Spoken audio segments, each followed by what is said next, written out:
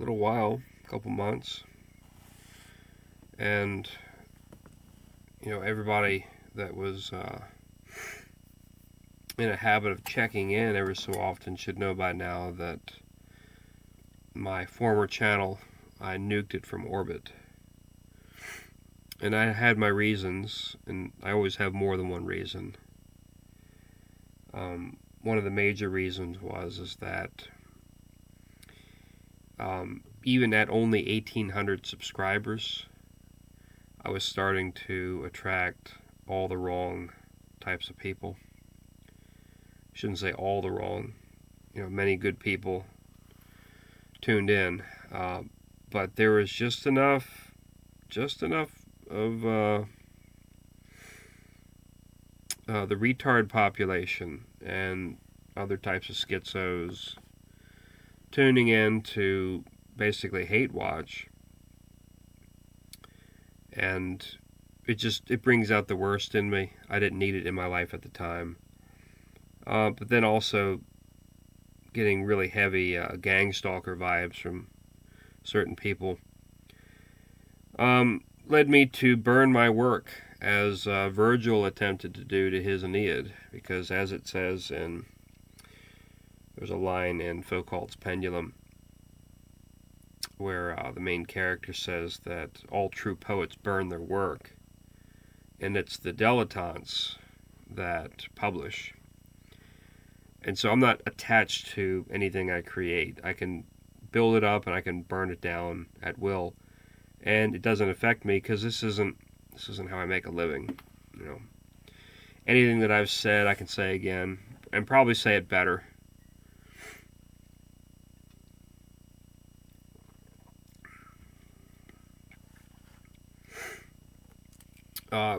Destroying what you've created gives you chance to build again, maybe on a better floor plan, maybe with more clarity, maybe to wash away your back catalog can be helpful.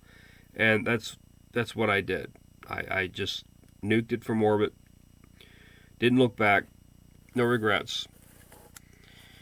But enough has transpired in these past several months that I have things to say, and I'm in a much better place. In a much better place mentally and emotionally. I want to speak about current events. I do have a small fear that it's going to attract all the wrong attention again. So I'm going to be delicate in how I approach it. But I encountered another quote, and it goes like this, that whom the gods notice, they destroy. And as I was reading Cormac McCarthy's Blood Meridian, the judge, who is the true main character, the eyes through which you see the story is the kid, the unnamed kid. But the true central figure of the story, upon which everything hinges like a fulcrum, that's the judge. And the judge destroyed, ultimately, and killed, directly or indirectly, every single man that he called into the service of his posse, into the Glanton gang. And he called them in much the same way that Jesus called his disciples. He met them sometimes in their hour of need or doubt, and he provided an anchor for their souls, so to speak, but it was to drag them to hell. And the kid, when he meets the judge, he meets him, was it in the town of Nacogdoches? And this is after he burns down a hotel with his buddy Toadvine. And as the smoke and the fire carries away the hotel, and these two run away and try to escape accountability for their actions, the judge gives the boy a look of nodding approval. And it was in that moment, you could say, that a pact was formed between the boy and the judge, and the kid was held accountable for his failure to meet up to the expectations of the judge and was ultimately killed. But this is what the judge does to all of his acolytes, as he kills them, destroys them. And so you don't want to be noticed by certain entities. You don't want to be known by the archons. They will destroy you. So my efforts here will be to speak quietly enough that I'm not noticed. And I feel that in my prior channel, I was just gaining a little too much momentum too fast to avoid detection.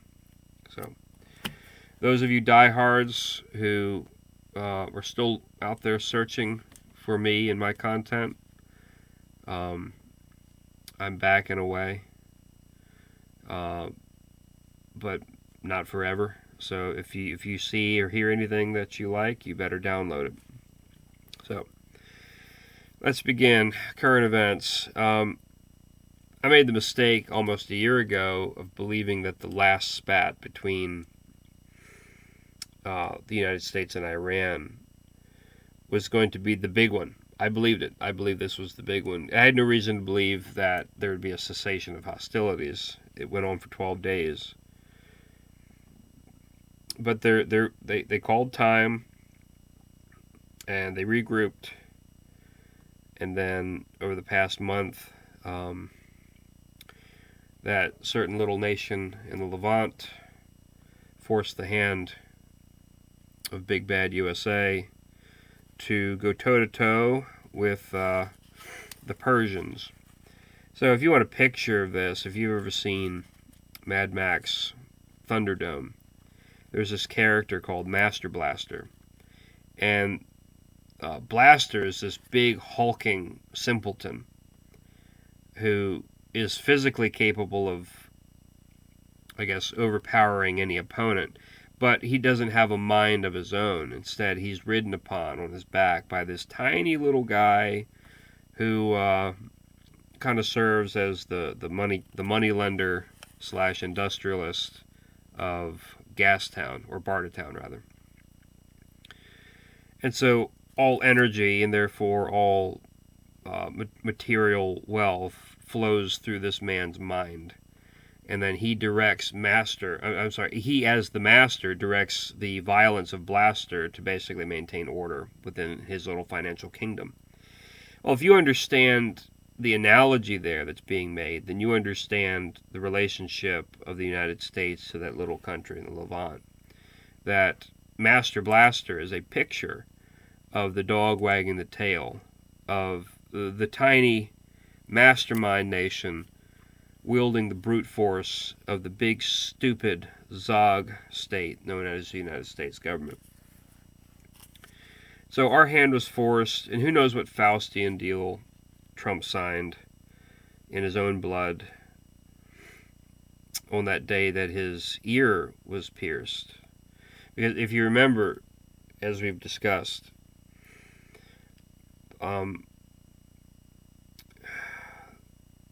to have one's ear pierced in the Old Testament is to become a lifelong slave to Israel.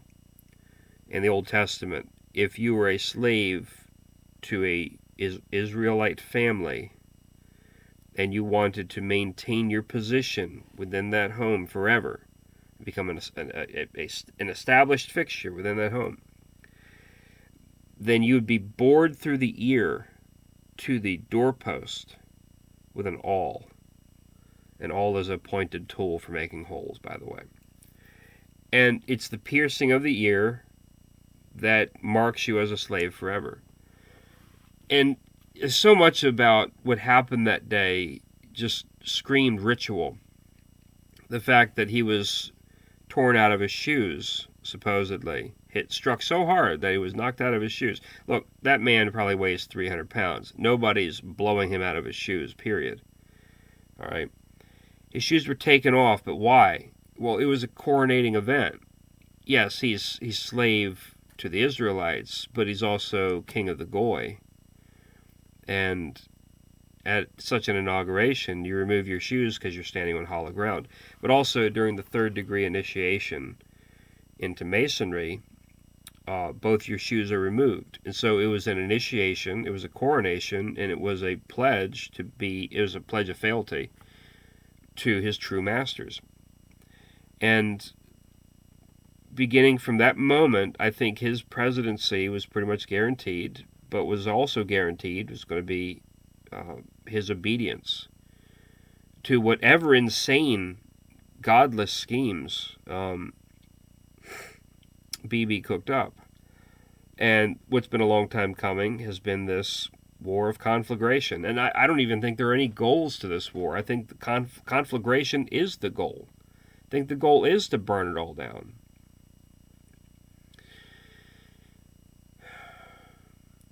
Why do I say that?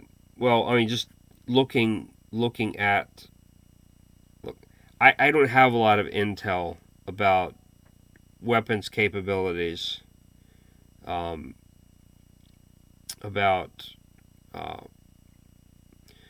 our position strategically and logistically within the region. But just knowing what I know, which is not much, I would say that there's no way to attack Iran and defeat it in the same way that we did Iraq and Afghanistan. Neither one of those are actual countries. Persia is an actual country. That is, they have a national identity which you will not simply topple by making the populace uncomfortable. That's not how that works.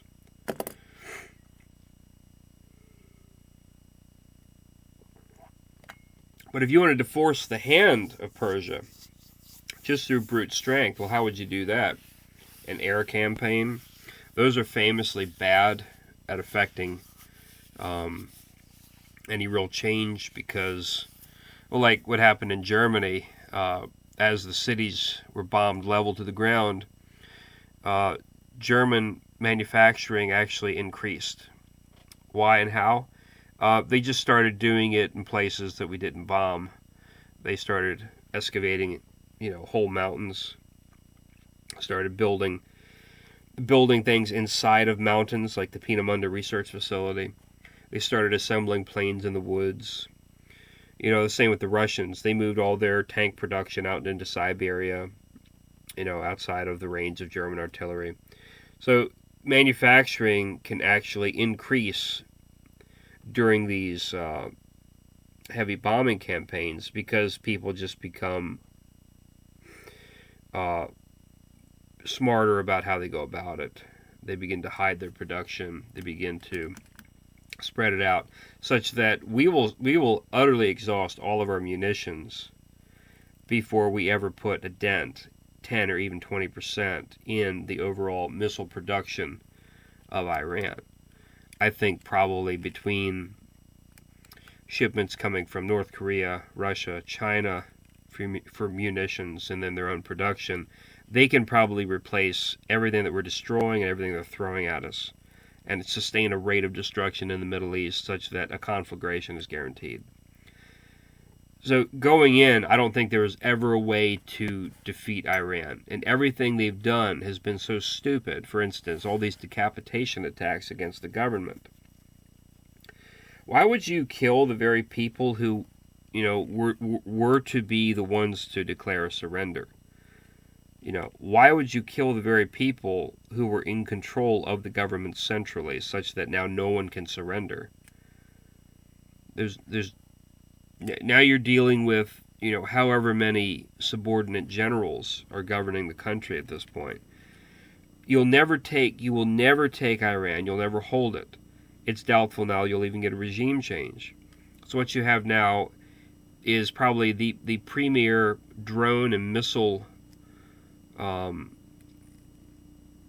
production mecca in the region, with one goal in mind, and that's to utterly cut out and carve out the presence of the United States in the region, and once we're gone and no longer provide cover, to then begin whittling away at Israel until it's gone. But that's what I'm talking about, is that we've achieved now a guaranteed conflagration, barring any miracle. Guaranteed conflagration. And why? Why would they want this? And it's because of their theology. that from their perspective, they believe that the way to bring back Mashiach is to force God's hand. That is, to put yourself like a damsel in distress in some impossible position, such that only by a deus ex machina, that is, God from the machine, God will literally have to step into reality from the void and save this little Levantine power from utter destruction. And whether they think that's going to happen or whether they've arranged for it to happen, they first needed the conflagration, if for no other reason than to sell it, to their own people and to ours. All these boomer evangelicals. They need to see this conflagration. The king from the north, all that nonsense, Gog and Magog, all converging on this little state of Israel. Boo-hoo.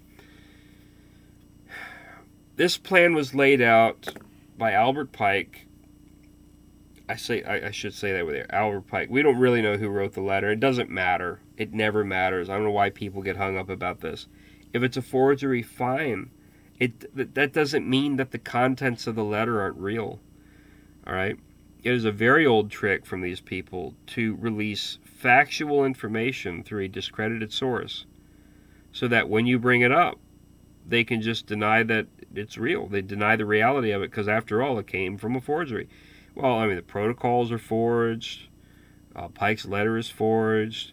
But it doesn't mean that the contents of these things aren't actually true. It just means that it's basically a data dump from a discredited source so that this actual information that actually describes reality never has to be acknowledged. The fact is that however we come into possession of Pike's letter, it describes 2 world wars and then a third one. The third one is supposed to destroy Islam and political Zionism. Well, this war is set to do precisely that. It's also set to drive basically Christendom into utter financial exhaustion, which we will see when gasoline goes to $8 a gallon, and half the country can't even justify going to work because they'll only be paying for their gas by doing so.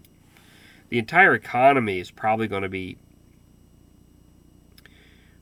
ground to a halt through the summer and then possibly into the fall.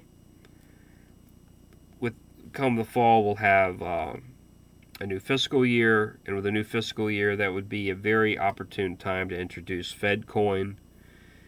With the end and the death of the petrodollar, which is upon us, we're going to need a new currency. So this is also going to be the moment in which they probably dispense with cash. And who knows how long this transitional period will take, but they're going to entice you into this Fed coin. And here's how they're going to do it. First of all, they're going to say, well, after a certain date, your cash is going to be useless. So don't hold out too long. But if you buy into it now, we're going to preload your Fed coin with $10,000. And just think about what you could do with that money. And so, like the Biden bucks, was dropping, thousands of dollars into the laps of families. People never, they never batted an eye at that. They however fiscally conservative you weren't going to turn out free cash. And so no matter how much you might be opposed to a Fed coin, no matter how much you might be attached to cash and its use, if they offer you a Fed coin account, preloaded with like $10,000 or $15,000, after 6 to 8 months of paying $8 a gallon in gasoline and being behind in other payments and possibly even on the verge of foreclosure on your house, most of the country is going to jump on this bandwagon. So the effect of this conflagration will be to destroy Islam, political Islam, and Zionism in the Middle East. It's also going to be to consolidate all American power in the Western Hemisphere. The Western Hemisphere is going to become a fortress imperium for the United States. We're going to be a regional power now. The monopolar order is gone. It is totally gone. Russia, or you could just say broadly Eurasia, Eurasia is going to control the Eastern Hemisphere. Western Hemisphere is going to be our domain. And you can already see this in the moves that Trump made heading into this war. What did he do? He did a snatch and grab on Maduro, and we now have at least indirect control of Venezuela. Why? Well, if we're losing all the Middle Eastern oil, and in the Western Hemisphere the greatest deposit of oil is in Venezuela, you would definitely want that in your pocket. You would not want them dealing with the Russians and the Chinese. So that's geopolitically, that's fully understood. And I know people will say, well, that's garbage petroleum. Well, garbage petroleum or not, with a little extra effort, it will refine into gasoline, and that's the most important thing. And we are equipped to refine it, unlike most of the world. So add to that the stress that the seizure of Venezuela puts on Cuba. Cuba will flip to our side and become a part of the Imperium. And then parts of Western Canada also, to make the United States, along with Alaska, contiguous. And then Greenland. Greenland also gives us easy access to the Arctic Circle, in addition to just being a massive piece of land, with resources, no doubt, that we have yet to tap. So the entire Western Hemisphere is going to be either directly or indirectly controlled by the United States Imperium. And we're going to be pulling out of the Middle East. That's my prediction. I don't know how we could stay. Political Islam and the State of Israel will probably mutually destroy themselves.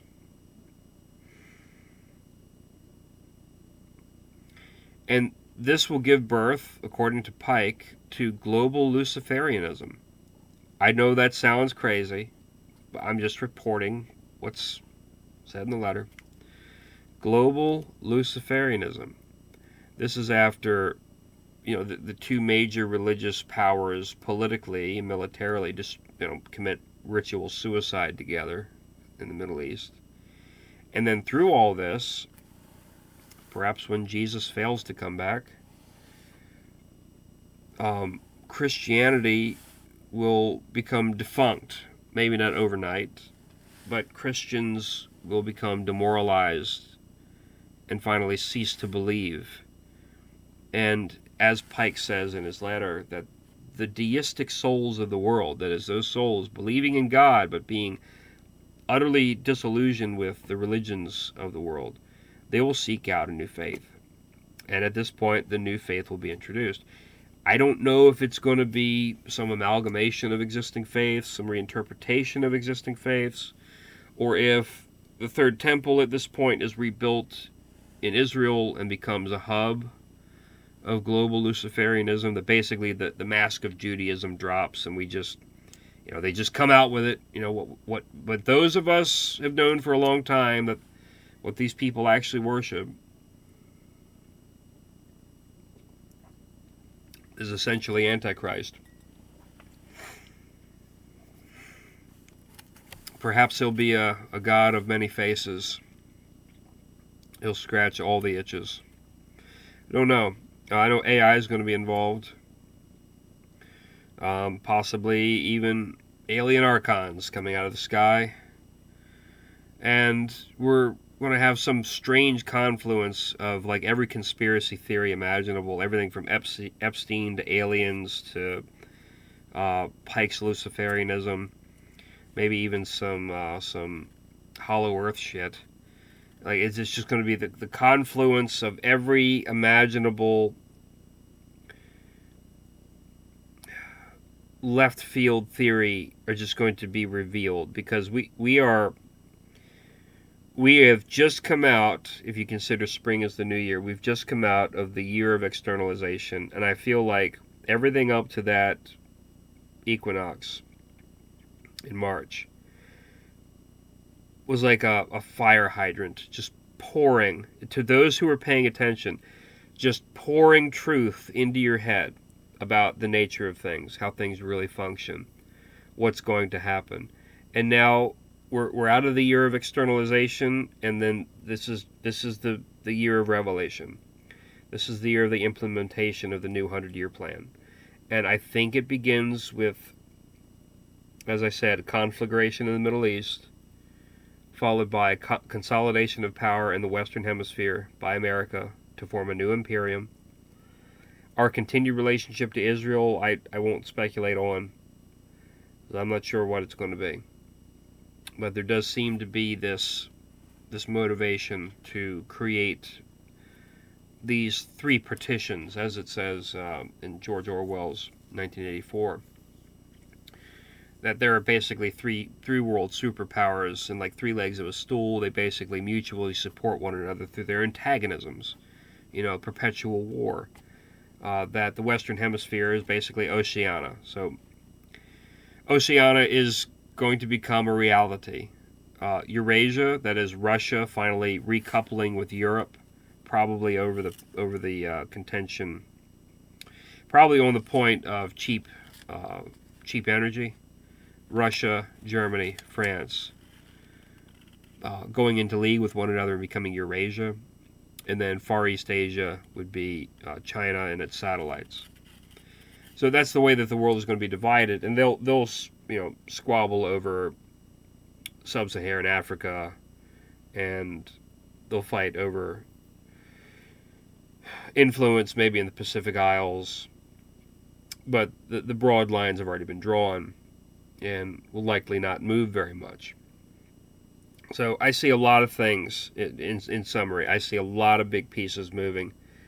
I see that this final world template of the three major superpowers in mutual support of one another while acting antagonistically, as Oceania, Eurasia, and Asia, as spelled out in 1984.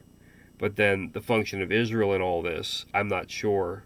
Pike says that political Zionism will perish. So what form does Judaism take? And do we simply build that third temple after the smoke clears and reveal global Luciferianism as the new world religion? Certainly we're going to have a Fed currency, a Fed coin currency, and I think that the conflagration will serve the purpose of utterly wrecking everyone's finances so that the acceptance of this currency is a foregone conclusion. And I said that a lot of this was going to happen back when El Trumpo had a little mishap with his ear. And I said that he's going to create some sort of like theocratic imperium. And I don't know, like I didn't have enough evidence to even be saying that at the time. That's what came welling up from inside of me, from my unconscious. Because it looked exactly like what I would suspect a coronation would look like. And everybody watched it as a mass ritual. And I knew this signified something extremely new and different. Something that we had never seen before, something that we couldn't anticipate. And I said, and I smoked those videos, but in those videos that I made immediately after the event, I said that this inaugurates the beginning of a new office. The office of president is going to transform into something else entirely. And what have we seen? Goodness gracious. Has any president ever acted anything like this man? And gotten away with it? So, that's that. If I get a lot of flack from this video, I'm just going to take it down. It's not worth my time fighting with retards online. But if you've been away for a while and you're happy to see me back, shoot me a line in the comments. Let me know what you want me to talk about. I apologize that this was rambling and a bit too long.